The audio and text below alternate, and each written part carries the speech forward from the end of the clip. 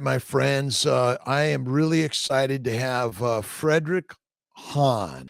He is a board member of the Nutrition and Metabolism Society and professionally certified by the American Council on Exercise. He began developing his slow burn system as a physical therapy aide at the Hospital for Joint Disease Sports Medicine Center in New York City.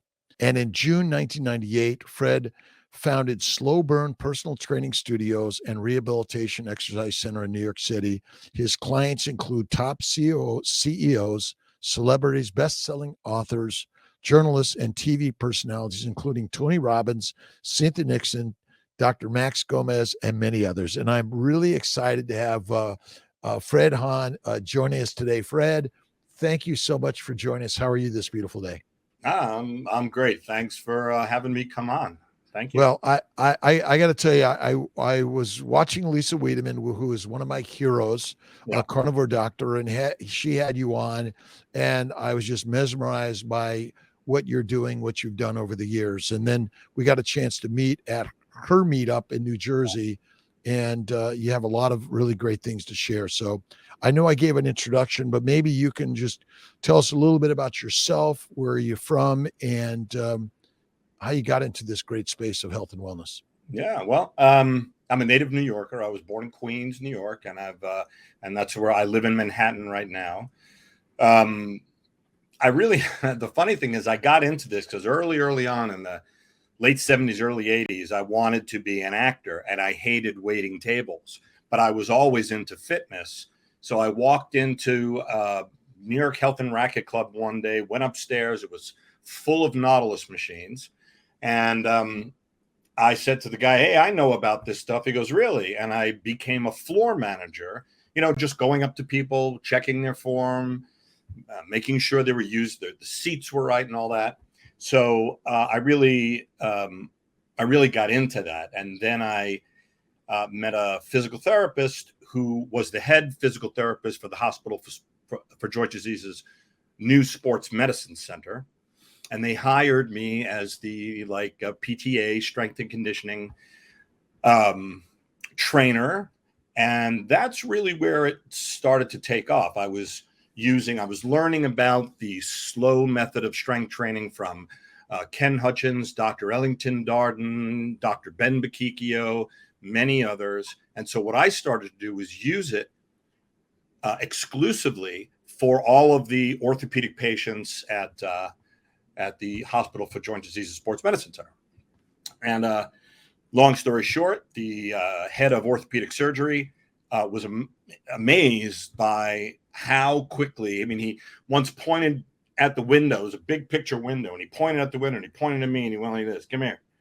And I thought I was in trouble for something. He took me in his office and he said, "Hey, well, what are you doing with my patients?" And I'm like, I'm strengthening them. And he said, "I have never seen people get this strong this fast. What the heck are you doing?" So long story short, he and I collaborated, and a few years later, we created Metro Sportsmed, which was an orthopedic physical therapy clinic at York Methodist Hospital, as you mentioned.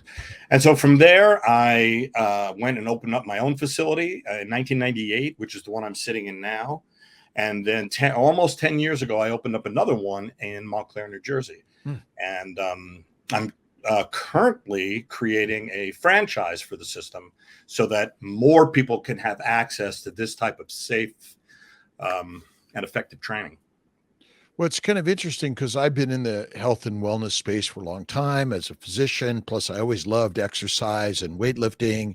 And I'd never heard of SlowBurn. Yeah.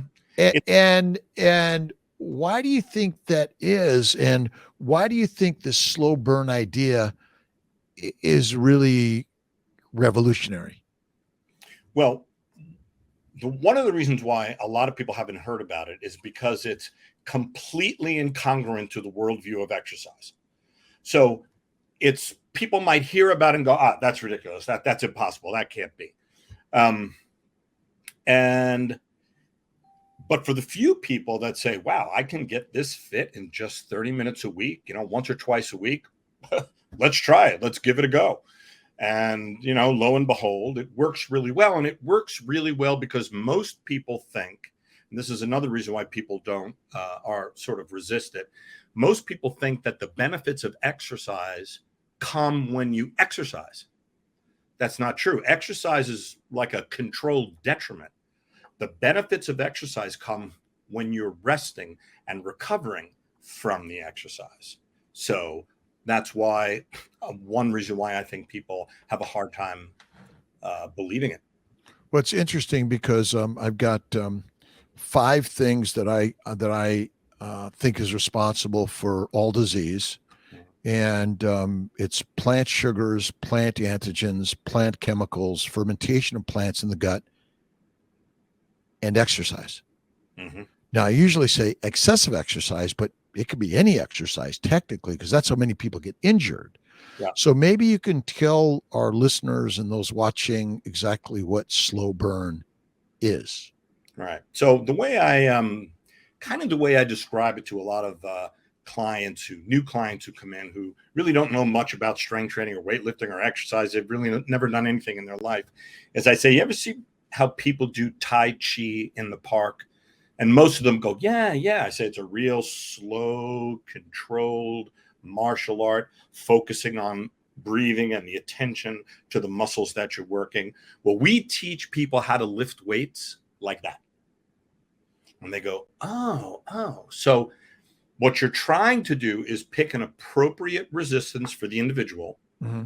and have that individual lift and lower the weights as slowly as possible to produce the least amount of force possible, and take that to the point of complete muscular fatigue, which in many research studies shows is the most powerful spark for your brain to get the idea that next time a little bit more muscle is necessary before this happens again.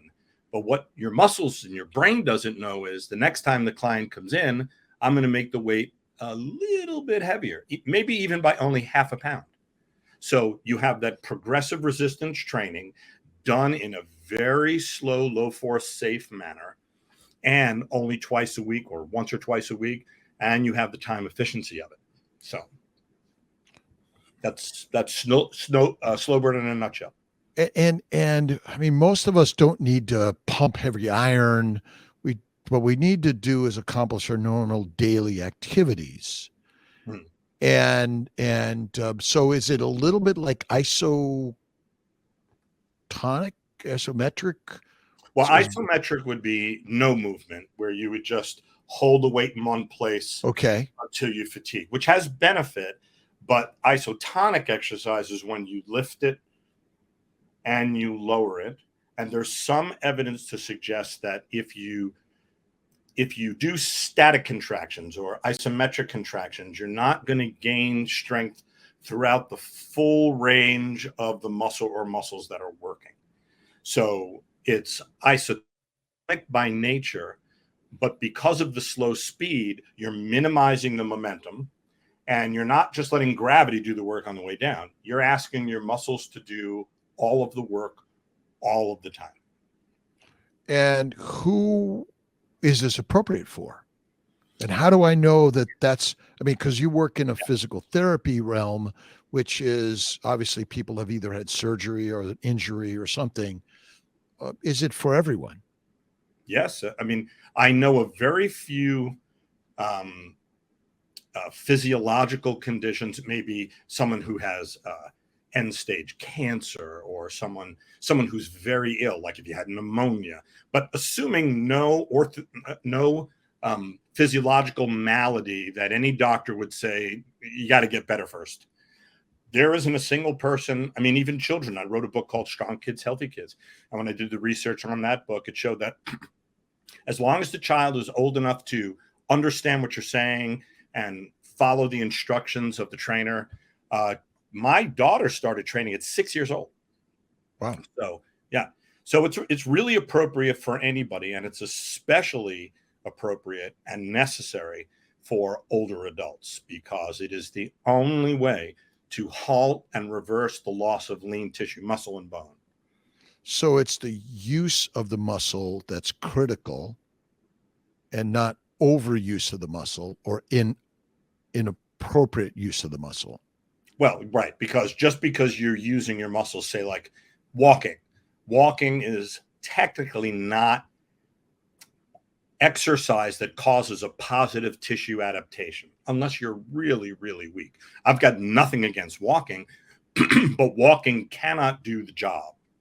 So it's an appropriate application of resistance to the muscles so that the muscles will respond by becoming having more myofibrils. So if you start out with this many and you strength train for about 6 months, then you'll have this many, and you'll just continue to build muscle to a certain point. And then what you want to do is you want to maintain that muscle that you've built, until you're 114 years old.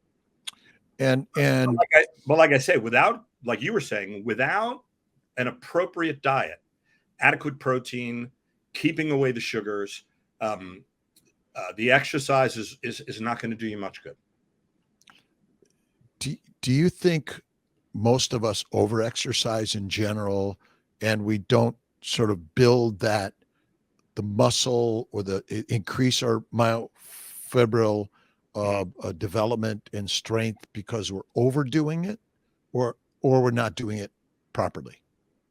Well, for those people that confuse exercise and recreation, in other words, I had a client once come in and say, "Oh, Fred, I don't need your stupid slow weights. I play tennis 5 days a week."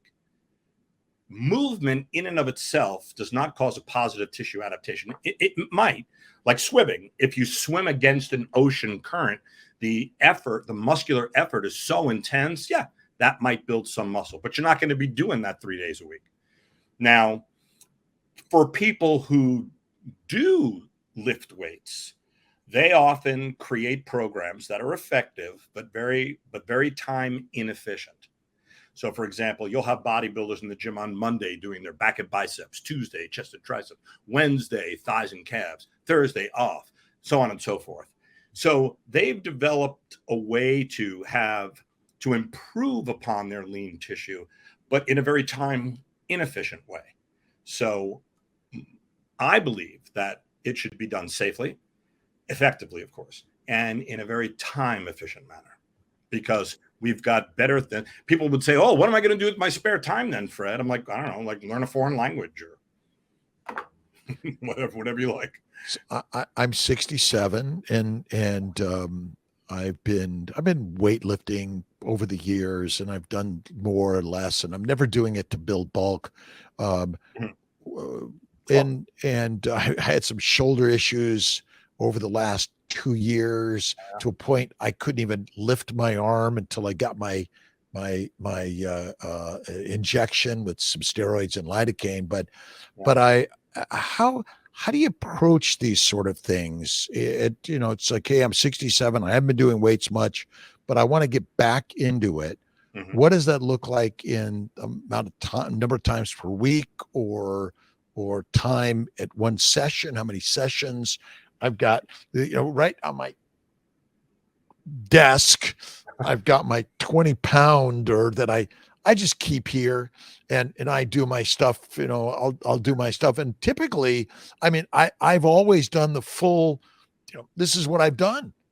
Mm-hmm. And is there any reason to do this? And then, is this what we're talking about? And trying to understand that a little bit better. Yeah, well, what you just showed was you were doing a one-arm shoulder press, which develops the strength of the deltoids and the triceps.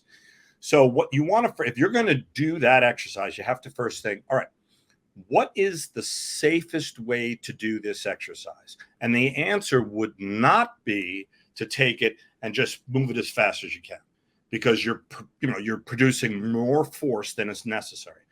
So the safest way to do it would be to start very slowly. We tell our clients to take 2 to 3 seconds for the very first inch of movement. So it would look like 0, 1, 2, 3, 4, 5, so on and so forth until you reach the top, and then just as slowly on the way down. And what's nice about that is if you do have some joint issues, if you go fast, too late. You know, if you're here and you have a joint issue, you might go, oh, that doesn't feel good. Something's wrong. You can bring it back down.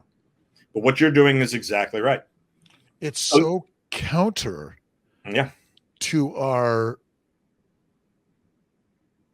habit. Mm-hmm. And it's just simply a habit. Yeah. It's just trying to get the exercise. Most people are just trying to get the exercise over with. They're not actually stopping to think, what is the safest way I could do this? Is the resistance appropriate? And then, of course, how many days in between the sessions do I need for full recovery? And there's good evidence to suggest that. And Dr. Wayne Westcott, I think, did the study on this, where he showed that training 3 times per week produced the best results. More than 3 times a week did not produce better results and sometimes regressed the results. But the training twice a week, and we're talking about weightlifting, strength training, training twice a week produced something like 98.8% of the benefits of 3. So, yeah, I guess if you want to be a bodybuilder and build the maximum amount of muscle possible, maybe 3 times a week is best. But for the typical person, twice a week and 1 session a week produced 70% of the benefits of twice. So that's why I tell people once or twice a week is a really good way to approach your resistance training program, whether you're doing it my way or anybody else's way. I just happen to think that the SlowBurn method is the safest way you can do it. So, and picking the right weight, the right resistance. Where do we start? Well, I like to say you'd start with what the research on strength training seems to suggest. And there has been work by Stuart Phillips out of McMaster University, I believe that's in Canada.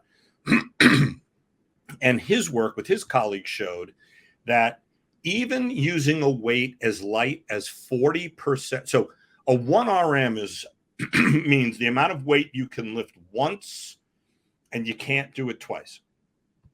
So when we say 40% 1 RM, if you could only do one with 100 pounds, then you would pick 40 pounds and just train to the point of complete fatigue, which is called muscle failure, which we call muscular success, because you've successfully recruited all of the available fibers within the muscles that you're trying to work.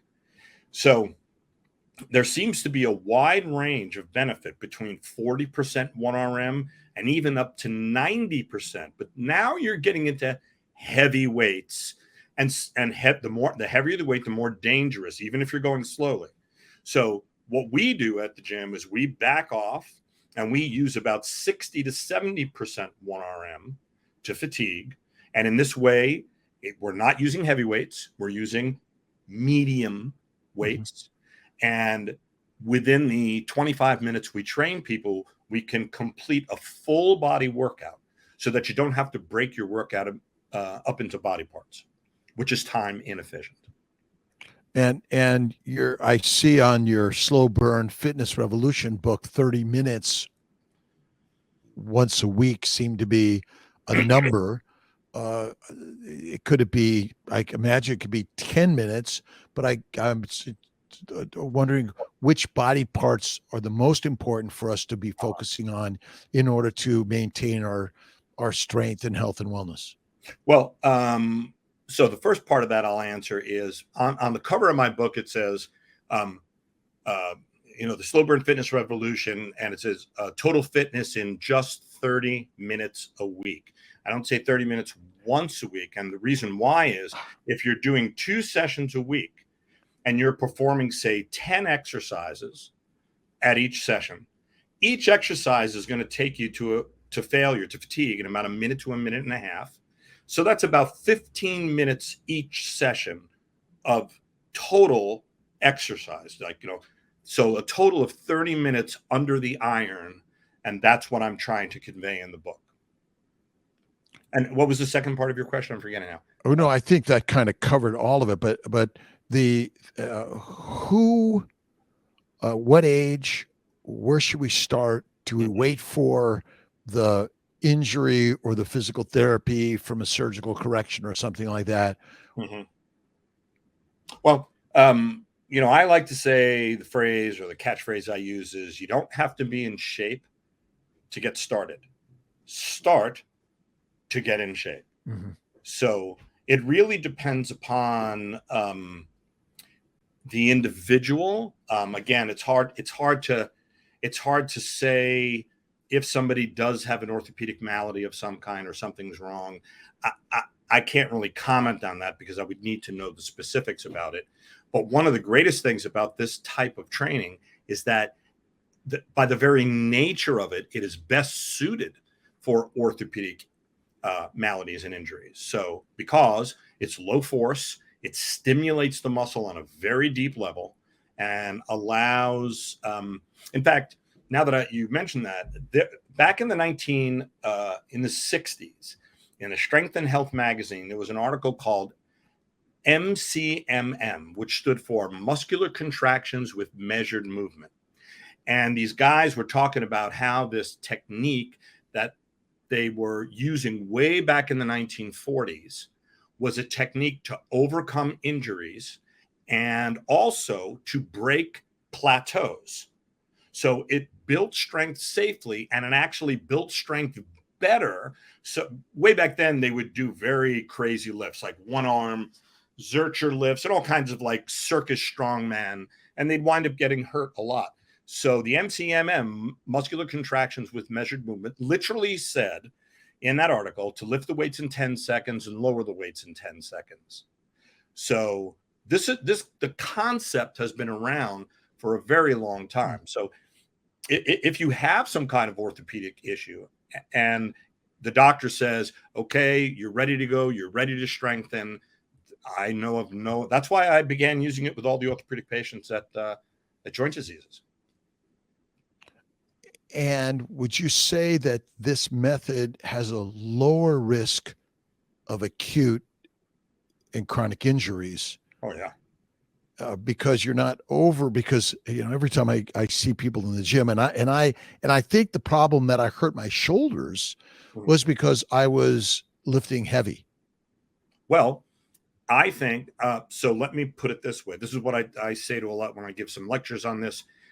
If you look at a weight stack on any machine or free weights, and let's say you're looking at the entire weight stack, and that's very heavy.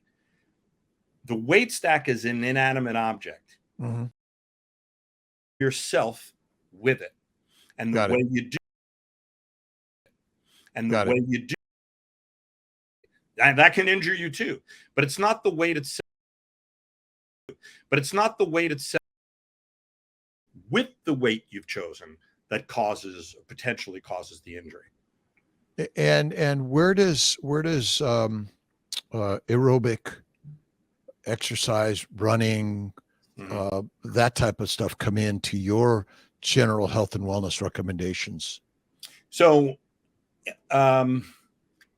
any physiological benefit that a doctor would consider important upon a routine physical exam can be had by strength training alone.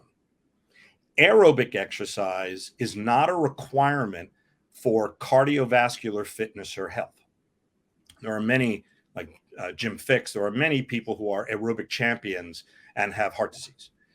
That, I think we both agree, has a lot to do with their diet, excess of carbohydrate. I mean, runners of old, even, Dr. Timothy Noakes, right? He wrote The Lore of Running. And he recently, well, not so recently, but recently said, I'm wrong. I was 100% wrong about the diet. Tear that part of my book and throw it out. And I commend him for that because that's real, true bravery. So there isn't any type of physiological benefit that aerobic exercise can give you that strength training properly cannot. So what I tell my clients is, now, if we make you stronger, we're going to increase your myofibrils, we're going to increase your mitochondria, we're going to increase your body's ability to uptake oxygen better through the strength training alone. And then you can go out in the world and do your tennis, your swimming, your jogging, your bike riding, whatever it is that you like to do, you'll do that better because you're stronger. However, if let's say your hobby is chess, backgammon, building models, playing the cello, and that's all you do, but you're strength training twice a week, you'll, from a health perspective, you'll be just fine. Yeah, I was a bad. I hated to run. I didn't do any exercises that require or any sports that required a lot of running. Although I sprinted, I was good at sprinting, Yeah. and I was in football. But weights, I got to tell you, the weight resistance work that I did was the best thing I ever did. I never did it for bulk. But I did lighter weights, and that seemed to hold me better. And I used to run with a friend who died of cancer, and I believe the running was a significant factor in increasing the risk of that. And I think because repetitive heating up the body, excessive heating up is DNA damage. Yeah. Chronic cardio, as I didn't coin that phrase. I think it was, I forget the doctor's name. What was her name? But I forget. But she coined that phrase, chronic cardio. You have chronic raising of cortisol, like you mentioned, just a chronic condition that inflames the body. And I'll tell clients this, that they'll say, well, if I do my jogging, it'll make my heart stronger and better. No, it won't. Yeah. Your heart is an involuntary organ. You can't make your spleen better. You can't make your liver better. You can't make your heart better, but you can certainly screw them up by excessive cardio, excessive glucose in the diet, so on and so forth. Any experience with pregnancy and any recommendations there? Yeah, well, the nice thing about the three things, and I know you know this, but the three things that you have to be very cognizant about when you're training pregnant women is, one, you don't want their body temperature going too high. So you want to keep the environment very, very cool. You don't want their blood pressure spiking or going very high. And so by training in this manner, you're constantly breathing. And in doing so, you keep your blood pressure at a very normal level. And then the third thing is, once the woman, you would know this, I don't know at what week the woman's body starts to produce elastin to make the joints looser so that they can give birth more easily. That isn't just localized to down there. It's throughout the whole body. So a woman has a much greater chance when they're pregnant of injuring themselves because they're a little loosey-goosey. So training slowly then is much, much safer for them. So keeping body temperature down, keeping blood pressure normal, and keeping the force of the exercise extremely low is what's best for women. I've trained, I don't know how many, 24, 3 dozen, maybe more women over the past 25, 30 years, up until their 9th month. Wow. Yeah. And I imagine that strength, again, it's not bulk, it's strength of the muscles and I imagine it has some benefits to the ligaments and the tendons also. Yes. And we're not talking about diet yet. We'll throw that in a little bit. Do you think that there's a capillary neovascularization that goes along with this? So as you're building the muscles, you're providing more oxygen or capillary growth to those cells in the muscles. Yeah, I think there's good evidence to show that is true, because think of it this way: the cardiovascular system and all its components basically are a slave to the muscular system. Yeah. The muscular system is what you can improve upon and what you want to improve upon. And I did want to say about bulk. A lot of women will say, "Oh, I don't want to get bulky. I don't want to have big muscles." And I say to them, if you begged me to give you large, bulky muscles, I could not do that. Yeah. you need a very rare set of genetics. And as we both know, and it's a terrible thing, a lot of even women now are taking a lot of anabolic steroids. Yep. And that's not only bad, that's just bad news all around. So the bulking issue is, and when we give our initial consultations, we show them a few slides of how myth really is a myth and that they have nothing to worry about. Nutrition. Mm-hmm. And I think as a physician, we were taught nutrition, but it was the wrong nutrition. Yeah. And that's, I think, really the truth, because when someone says, well, no one was taught nutrition, well, because it's all wrong anyway. Yeah. Any particular recommendations that you talk about, you focus on? Where do you think we're going with this? Well, that's a huge subject, as you know. The co-authors of my book are Doctors Michael and Mary Dan Eads. I would say Mike and Mary Dan are some of the most brilliant physicians in the field of nutrition. They go a little unsung, in my opinion. Mike's really quiet. Mary, they don't boast about themselves at all. And I remember last time on the low carbohydrate cruise, when I was giving a lecture, they were mentioning about Dr. Eads, and he really is the pioneer. I mean, maybe Atkins is, but Mike Eads and Mary Dan are really the pioneers of the low carbohydrate approach to eating in a healthful manner. Yeah. And so we recommend what they recommend, which is keeping the carbohydrates under 100 grams. If you're particularly insulin resistant, probably got to keep it under 30 grams. Or you could even, because as we both know, there is no requirement for carbohydrate in the human body. It even says that in the DRI reports on page 275. It literally says about carbohydrates, the total amount of carbohydrate necessary for supporting human life is apparently 0, as long as adequate fat and protein are provided. It's right there. So our approach to that is to first eat enough protein to support your lean body mass, which is going to be, Dr. Volek and many of the experts say, about 1 to 1.5 grams of quality protein, not plant protein, animal protein, per pound of lean body weight, not body weight. Because if you're 200 pounds over fat, no, you should not be eating 300 grams of protein. You want to eat for your lean mass. And that's why we use our body composition machine, because it will tell us how much lean mass an individual has. So as long as they're getting adequate proteins and fats from their proteins, the rest of it is sort of, unnecessary. Now, people will say this, oh, Fred, I got to eat my salad. I got to have this. And I say, okay, but I'm not going to tell you what to eat and what not to eat because I can't. And you're going to do what you want anyway, but you've got to get your protein. Yeah. And especially older adults, they need more protein. This is work done by, I'm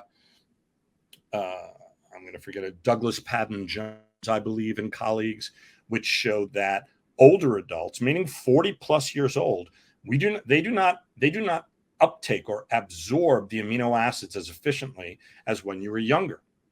So a 20-year-old, somebody has 100 pounds of lean body mass. When they were 20, they need 100 grams of protein or a little more. Now, when they're 60, they're going to need 120 grams of protein or a little more in order to uptake the proper amount of amino acids they need to sustain their lean mass. And it's a shame, that, as you know, a lot of doctors, as people get older, they're worried about heart disease. They tell their patients, don't eat any more red meat. Red meat's not good for you. Have some cereal with skim milk. And they're literally, innocently, ignorantly hastening the aging process. Yeah, absolutely. Absolutely. Yeah. What are your thoughts on fat, and where do you think fat falls into the slow burn and the muscle strengthening, supporting? Well, from what I'm not a nutritional expert, but I do know a lot about it, but I am not an expert. From what I understand, there seems to be about a 70-30. So 70% fat in your diet, 30% protein. As long as you're meeting your protein requirements, then the rest of it should come from the fats that are in the foods, like in your ribeye steak, or in your eggs, or in any of the foods that you enjoy. The skin on the fish, eat the skin on the fish, not just the meat. So the fat kind of falls into place if you're meeting your protein requirements. And I know a lot of people who they'll have a nice fatty ribeye and then put a whole stick of butter on it. Now, there's nothing wrong with eating that much butter or that. It's all healthful fats. But the problem is that, and Mike Eads, my co-author, talks about this in his first book, Protein Power, like right on page 3, that if you're eating too much fat, why would your body then use its excess stored body fat for fuel? It won't. It's just going to use the fat that you're eating. And so that can be a problem with weight loss if people are eating with, I should say, fat loss. If people are eating too much fat, it's not unhealthy. It just might thwart the fat loss process. Yeah, it's just storing more than you may need. Yeah. How often do you find issues with people that are working to be too lean? Mm-hmm. They're focused on their muscle, because I see some of the bodybuilders focusing on leaning out in order to show their muscles. Yeah. They're using too much fat. What's your thoughts in that particular area? Yeah. Well, to become a bodybuilder and walk out on the stage and have any chance of winning, let's assume for now bodybuilders that are absolutely not abusing drugs, which are none of them, but let's pretend that they're not abusing drugs. There seems to be a limit to how much body fat you can lose before you start becoming a lot of these guys get emotional problems. They cry, they get angry, they don't know what's going on. But if you want to walk out on stage, and then you have to get to that level. The medical norms suggest 15% body fat for men, 20% body fat for women. You look pretty good when you're at that level. If you want to get down, I've been as low as on my machine as 8%, and I felt fine. But I also think that the leanness that you eventually achieve, if you've achieved it through a low carb, carnivore, ketogenic type of diet, the results are completely different. I got to a point where I was so lean, I thought it was kind of gross. Yeah. But I felt fine. Yeah. I wasn't having like mood swings because there was a lot of fat in my diet. Any particular, maybe you could share some stories of some of the clients that you've been inspired by that would help us sort of also feel the inspiration. Yes. Well, let's see. I have quite a few. Of course, I can't name names, but there was one woman who came to us, and she was roughly 120 pounds over fat. And in the beginning, she was like, no, I got to have this. I got to have that. And then eventually, when she listened, she started dropping about 1 pound or 2 of fat per week, and eventually lost 100 pounds of body fat. And the great thing about it was she was like, I didn't realize it was going to be this easy. I didn't realize it was going to feel this good. And then there was a young man who, and he's in my book, Strong Kids, Healthy Kids, who he was tall. He was like, at 12 years old, he was like 5'10", and he was about like 100 pounds, 80 to 100 pounds over fat. And he got down to a normal body weight for his age. He had great parents who really, they understood it, and they, cooked the right foods for him. And to see a child transform like that, that is, that's just like, if I die tomorrow, I've done my job, one older guy, here's a funny story. He comes in And he goes, yeah, you know why I'm here? And I said, no. He goes, because my daughter sent me here. She bought 8 sessions for me. What do we do? And so we got him on the body composition machine. And before that, he pats, like he was 5'7", and I don't know if I can tilt this. He had like a belly out. It was like a beach ball. And he pats himself on the belt and goes, yeah, I know. I got about 20 or 30 to lose. He had 70 to lose. And he's like, when he got on the machine and his visceral fat was off the charts, he goes, oh my, well, if I lost all that weight, Fred, I'd only weigh like 145 pounds. And I said, yeah, you're 5'7". Yeah. Yeah. You'll be a lightweight boxer. Yeah. So a lot of people, they don't even realize how overfat and unhealthy they are because they've lived that way for so long. And I could tell you a bunch of other stories, but that is a few, just a few examples. So. What inspires you to keep doing this? Because you've been dedicated to this for a long time. You're not seeing going off on tangents and things like that. So what keeps you in this space and inspires you every day? Well, I would just have to say the results that virtually all of my clients achieve, to be able to see people on a daily basis becoming stronger, becoming leaner, telling me stories like, Fred, I just got back from my skiing. I was able to ski all day long. I never felt this good in my life. And that just makes me feel good. And seeing people lose body fat and having them come back and like, Fred, my bone density went up 1%. My doctor said that was impossible. Wow.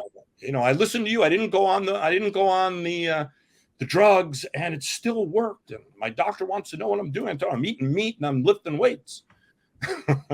So just those stories are really, I mean, if you got to do something for a living and the thing you do for a living makes people's lives better, it is quite remarkable. Yeah. Quite remarkable. So the minimum equipment for the SlowBurn workout. Well, in my book, I outline 2 programs. I think it's a 10 exercise home program. So you're doing push-ups. You're doing slowly, of course. You're doing pulls with a dumbbell. You're doing lateral raises, slowly, of course, overhead presses, biceps curls. And for the legs, you're doing abduction, adduction with an ankle weight, and body weight squats, and abdominal crunches. There's not much you can do in a home program for the spine, for the neck, the spinal rotators. There's not much you can do for that. But all around, that's a pretty good home program. And the other part of the book has a machine-based program, because if you're going to train to the point of momentary muscular fatigue, which you should, it's more dangerous to do that with free weights than it is to do that with machines. And there is no evidence whatsoever, none, zero, that free weights produce superior benefits to machines. I mean, think of it. Your biceps muscle fibers don't know where the resistance is coming from. Either the resistance is adequate and the fatigue is also adequate, deep enough, or it's not. But there are things machines can do, like strengthening the spine, the neck, that free weights cannot. So about 10 exercises each. You can use a home program, or I tried in the book for the machine-based program to give generic instructions. So no matter what chest press machine you're on, or whatever pull down machine you're on, if you follow these basic rules of thumb, it'll work well. So, I would say 8 to 10 exercises. And that's really all you need. So what's the future for SlowBurn and Fred Hahn? Well, I lost my crystal ball, Doc, but what I'm trying to do now at the ripe old age of 62 is to create a franchise system so that I can bring this type of training all around the country, because I think it's extraordinarily important for seniors especially. And, if I could somehow figure it out, I would like to, if I had Elon Musk's money, I would go around the country and go to every single senior home that there is and install a strength training program there. So I want to see the world get stronger, but safely. Yeah. Awesome. How can people find you and learn more about what you're doing and get involved in the SlowBurn? Oh, thanks. Well, so my website is one way to get in touch with me, which is SlowBurnPersonalTraining.com. And there you'll find all the information, as well as my Instagram page. There are links to it almost everywhere. The Instagram page is SlowBurn Personal Training. And I also have my own, Frederick Hahn. And I recently hired a social media person to help me boost this stuff, because I don't know what I'm doing. Neither do I. So, and my personal email address, which I'll give out, is F as in Frederick, Hahn, F Hahn at slowburnfitness.com. And I'm happy to answer any questions that anyone has.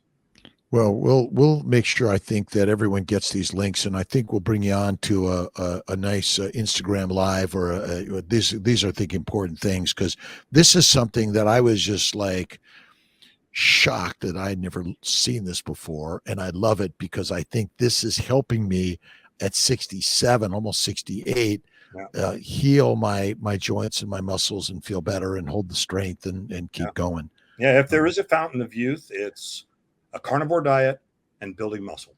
Yeah. And we can all do it at any age, even 90, I would say. I think that's a critical part. And as you said, carnivore is like the game changer that I've found in my life, and at 55, and it's radical. Yep, and it works. I was at the low carb Denver, and I thought, I've been running a while. Let me go down to the gym. I'm going to start running.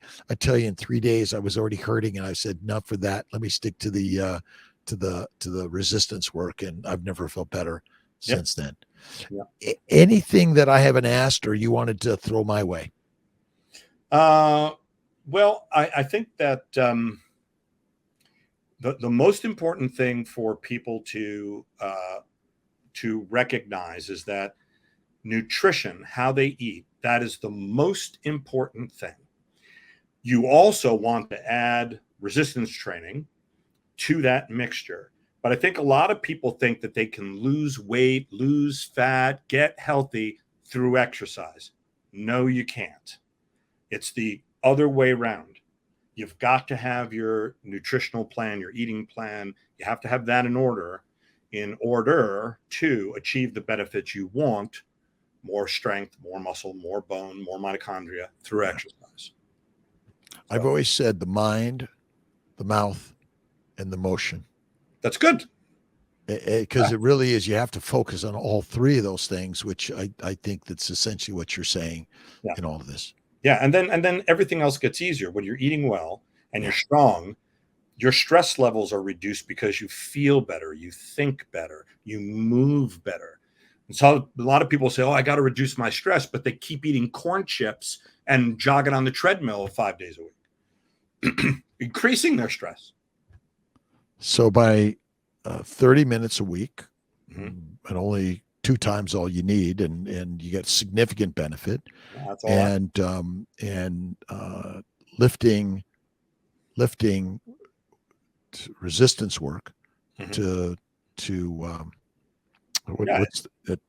you can't do it anymore. Yeah, to and the point go of slow. Muscular fatigue. Yeah, and go slow, because there's no point in lifting weights quickly. You will get no added benefit from that. And if you lift them slowly, you will never get hurt. So you heard it from Fred Hahn, SlowBurn. It's personal training, and we're so grateful that you've joined us today, Fred, and we look forward to sharing much more of what you have to help all of us stay strong into our 90s, 100s, and beyond. So thank you for having me. Oh, no, God bless. And check out Dr. Kiltz's Carnivore Conversations. And don't forget to share your likes and all that great stuff, because we really want to share the words of health and wellness through really different and crazy concepts that we did not learn in our standard education, both as a physical trainer, myself as a physician. And we're all in the world of health and wellness. And as we learn in very non-traditional ways through the internet and YouTube and Instagram. So many amazing, inspiring people out there like Fred Hahn. So, Fred, thank you so much. Appreciate you. Thank you. Okay. Take care, Dr. Kiltz. All right. God bless. All right. God bless. Dr. Rob Kiltz, another beautiful, spectacular day. And I just want to send thanks to all of those for watching the newest episode of Carnivore Conversations. Be sure to follow us on Spotify, Apple Music, and other streaming platforms to gain access to the full 1 hour episode. And don't forget to like and subscribe for more to come. God bless.